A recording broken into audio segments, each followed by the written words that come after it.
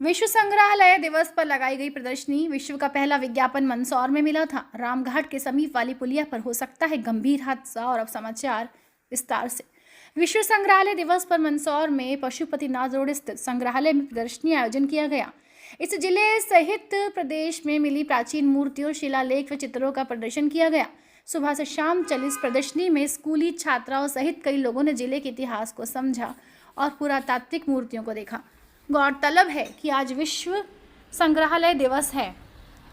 इस मौके पर जिले में मिली प्राचीन प्रतिमाओं को देखने व इतिहास को समझने के लिए प्रदर्शनी लगाई गई। पीजी कॉलेज इतिहास विभाग की प्रोफेसर उषा अग्रवाल ने बताया कि आज संग्रहालय दिवस के अवसर पर प्रदर्शनी लगाई गई है। इस प्रदर्शनी में प्राचीन मूर्तियों को दिखाया गया है। इनमें विष्णु, महेश, यक्षिणी मूर्तियों को रखा गया है। यह मूर्तियां बेहद प्राचीन हैं। गौरतलब है पशुपतिनाथ मंदिर के निकट स्थित तापेश्वर महादेव मंदिर की सीढ़ियों पर वर्ष 1885 में सर जॉन फ्लिट ने विश्व के पहले विज्ञापन में खोज की थी। वर्तमान में इसे ग्वालियर संग्रहालय में संजोकर रखा गया है। न सिर्फ ग्वालियर बल्कि मंदसौर में भी इससे संबंधित जानकारी हासिल करने देश दुनिया से कई पर्यटक और शोधकर्ता आ रहे हैं। सीतामऊ के नटनागर शोध संस्थान के वरिष्ठ अधिकारी डॉक्टर सहदेव सिंह ने बताया कि दशपुर विक्रमादित्य, भोज और यशोधर्मन जैसे पराक्रमी राजाओं की भूमि रही है। उन्हीं में से एक विश्व का पहला विज्ञापन भी मंदसौर की ही देन है। अग्रवाल, प्राध्यापक इतिहास विभाग, मंदसौर कॉलेज में हूँ। यहाँ आज संग्रहालय दिवस के अवसर पर एक प्रदर्शनी का आयोजन किया गया और इस प्रदर्शनी में विभिन्न प्रकार की मूर्तियाँ दिखाई गई है।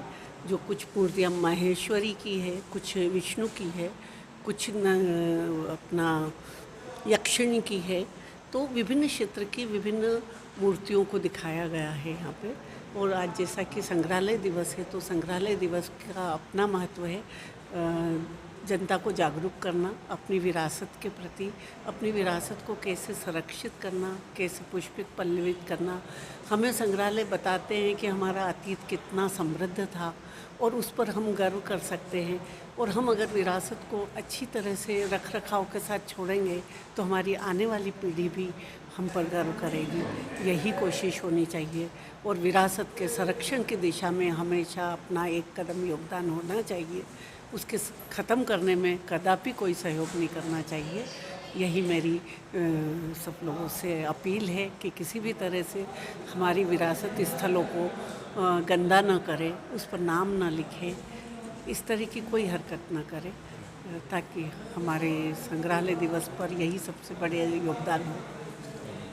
मैं हिंगलाजगढ़ किला जो है प्राचीन दुर्ग है, वहाँ से काफ़ी समय पुराना प्राचीन दुर्ग रहा है वो क्या।